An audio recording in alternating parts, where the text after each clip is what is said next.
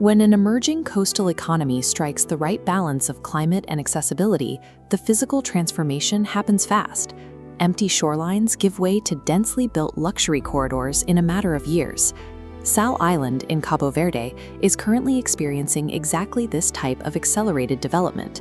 For overseas property buyers, this creates a specific tension. You want financial exposure to the growing tourism revenue, but you likely dread the administrative friction, maintenance headaches, and legal complexities of managing a property across an ocean. The upcoming Salinas Residence pre-launch offers a textbook case study for how developers structure deals to address those exact fears.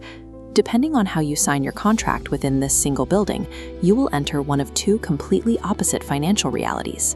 The developer deliberately split the property inventory into two parallel tracks.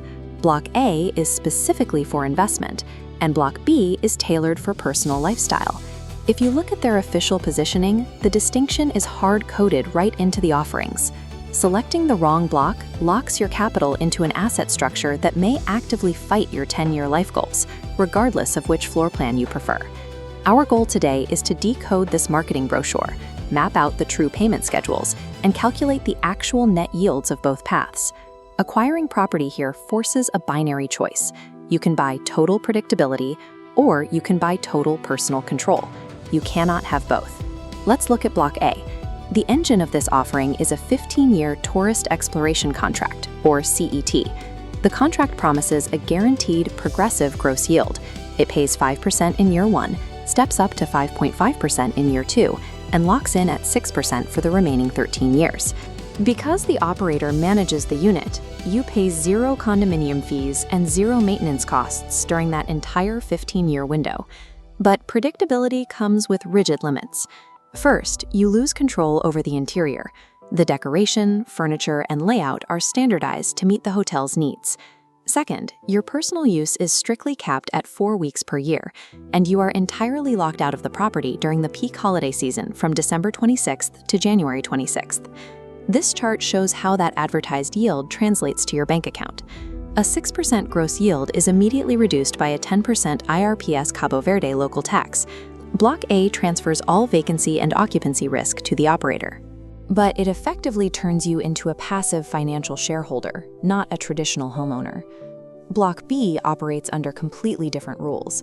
These units are purchased entirely outside the scope of that 15-year tourist contract. This gives you unlimited personal use. There are no holiday blackout dates, and you have complete freedom to decorate and furnish the space however you want. The cost of that freedom is operational friction. As a Block B owner, you assume 100% of the ongoing financial burden, paying all condominium and maintenance fees out of your own pocket. You can try to monetize the property by renting it out yourself to chase higher uncapped yields, but you get zero income guarantees, and you absorb all the vacancy risk. And if you do pursue short-term rentals, you are legally required to comply with local Cabo Verde tourist contract legislation.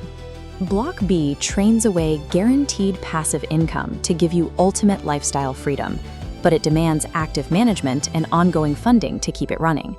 Regardless of which block you choose, the logistics of acquiring the property are the same. Foreign buyers are required to obtain a Cabo Verde tax ID, but you are not forced to a construction development. You are funding the building as it rises. The timeline begins with a €1,000 reservation and a 10% promissory contract down payment. You pay 20% at foundation and 10% upon concrete structure completion. Another 10% is due when facades close, and the final 50%. You owe 1% in transfer tax, plus stamp duty and notary fees, and an ongoing 0.1% annual tax. Any financial modeling for this purchase must account for this initial 2-year dead zone in cash flow before any rental revenue begins. This graph maps the two property paths against your specific buyer goals, comparing your required effort against the predictability of your yield. Block A sits squarely in the corner of minimal active management and fixed income. This is built for the yield chaser. You want passive overseas diversification and are perfectly happy taking your vacation time during the off-peak season.